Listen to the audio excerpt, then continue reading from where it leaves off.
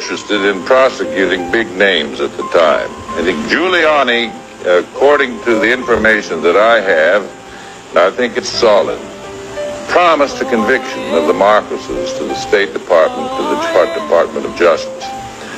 But more than that, there was evidence in the case that the Philippine government under Aquino wanted to gather up all of this evidence or gather up all of this property that they believed belonged to the Philippine government and that Marcos had.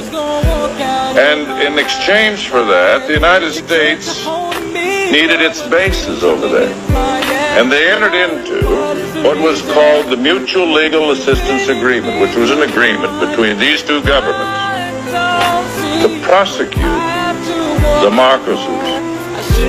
And when Mr. Marcos died, they continued to prosecute this widow. Let me ask you a couple of legal questions to one of the best legal minds in America. Is it tough to try a case when there are two defendants and two different lawyers? Yes, it's very tough. But in this case, we had Adnan Khashoggi's interests were quite similar to ours. The truth was the same. There wasn't the defenses weren't in conflict, and Mr. Khashoggi was represented by a very fine lawyer by the name of James Lynn. How long was the jury out? 3-4 days. 3-4 days. Does that get you a little worried after it? What pain lawyers go through. You know, every time I wait for a jury, I say to myself, you know, Lord, just let me get through this one and I'll never take another case. Okay, the longer they stayed, the more worried you get. Oh, you know, and you can't sleep. It's like waiting for a baby that's never born. Was she a good client? She was, you know, this is a beautiful woman.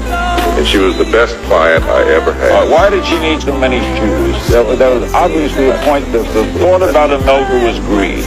Well, you know that the thing that they never really understood about Imelda was that she really wasn't a greedy woman. She was very loved, and she is loved, and she's loved by the masses of people in the Philippines. And the people here, everybody that touched her, saw her, fell in love with her. She is an absolutely marvelous, wonderful human being. She was gifted. You know, she didn't go out and buy this stuff. People gave it to her. Her husband gave it to her. Rich people, princes, people just loved her and showered her with gifts. And with respect to her shoes, you know, my wife's got 100 pairs of shoes, I think. So what? But in her case, the Philippines manufacture shoes, and everybody that manufactured shoes had a new model of pair of shoes, wanted to have her have those shoes, wanted her to wear them. And if you go back and check her closet out, you'll find that most. Now, moving on to another issue, is leading in the surveys right now is former Senator Bongbong Marcos. Senator Manny Pacquiao, your colleague, has said, bago tumakbo, mag-sorry muna at isaole ang mga ninakaw na yaman. Some fear historical revisionism in the victory, a possible victory of the Marcoses. Ano ang opinion nyo? May dapat bang gawin si dating Senator Bongbong Marcos sa kanyang pagtakbo bilang Pangulo? Karen, I am old enough to have witnessed Marcos era hanggang ngayon. And yung ini-insist ninyo na historical revisionism, I think that's, for me, para bang gusto nating i-insist kung anong gusto nating i-insist, but dapat yung totoo ang lalabas.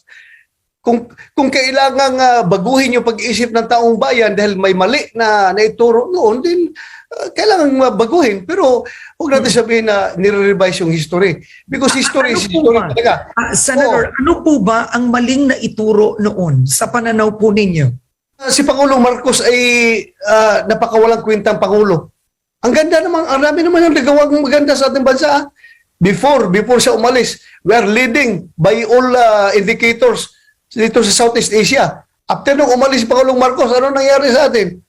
Wala na. But I don't think actually, Yeah, but factually, that's what they call as historical revisionism, because the numbers show that towards the end of his rule, the Philippines economically was at a low, and then after his presidency, there's $10 billion allegedly in ill-gotten wealth. You do know that the Sandigan Bayan recently has ordered the Marcos family to return 2 checks that they have not responded to yet. So that's one on the issue of ill-gotten wealth alone. And then there's also a law that actually supports and protects human rights victims during that time. So ang tanong ko nga, pag sinabing historical revisionism, ano po ba ang mali doon? Gayong may batas mismo na nagbabayad sa mga biktima ng martial law. Ang akin lang isa, yung lalabas yung totoo talaga, yung fair ba? Yung fair tayo. Huwag naman tayong pag gustong ipapalabas ng side ng Marcos yung magandang nagawa ni Pangulong Marcos, revisionism na kaagad. We are just setting the facts straight. Pag ganoon, hindi ni-revise. Ibig sabihin, mali yung history natin, kaya ni-revise. Hindi naman siguro. Ang atin lang, yung totoo lang, yung fair tayo. Huwag lang yung puro kasamaan. Then, balik tayo doon sa ill-gotten wealth na gusto ninyo.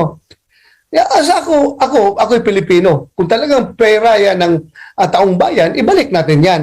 Kaya talaga ibalik natin yan. Pero ako bakit ba ganito, humantong tayo sa ganito na actually, Senator, may nabawi na nga po. 1986 pa yan, hindi pa pala tapos yan. Gaano ba kalaking ill-gotten wealth yan? Bakit $10 hindi pa million nabawi ilang years ka? PCGG said.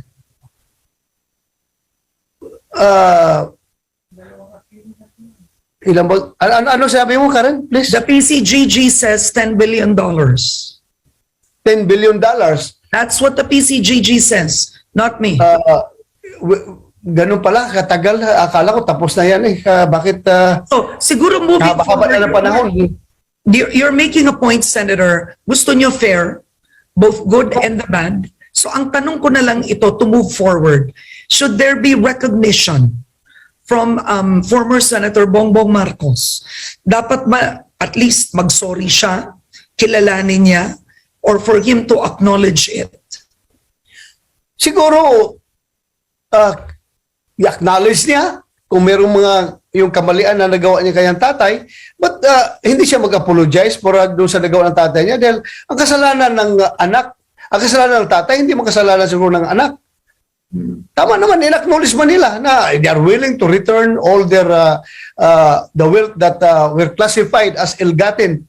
Sabi mo niya, na ibabalik nila. So that's fair enough na sabihin natin, recognize niya na may ill-gotten wealth. Pero kung mag-sorry to apologize for the mistakes of his dad, kawawa naman. Ikaw ba, papayag ka kung may utang ka ngayon, tapos umalis ka na dito, mamaya pa ka na, yung anak mo ang magbabayad sa utang mo?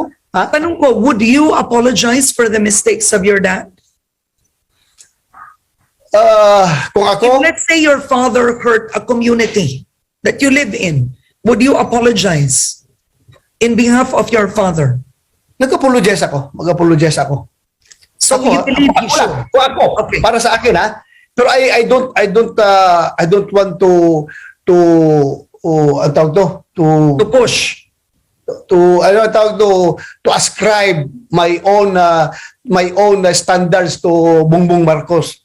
Dahil just fair lang tayo dapat na treatment natin. Kasalanan ng ama, hindi kasalanan ng anak.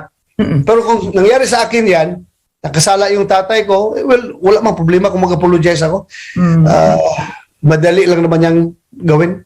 Okay. Huli na po ito. Paano yung sinasabi ng ilan na nakinabang po sila? Kaya dapat po, kilalanin rin po nila. Well, kinikilala nga nila eh. Sinasabi nga nila, ibabalik nila yung ill-gotten wealth once may mga decision na ginawa ang korte kung saan nakasampa itong mga ill-gotten wealth cases na ito, then they're willing to return man daw, sabi nila. So, kinikilala nila. But they've never admitted to ill-gotten wealth. I'm not sure of that. Okay. I'm not sure. Oo.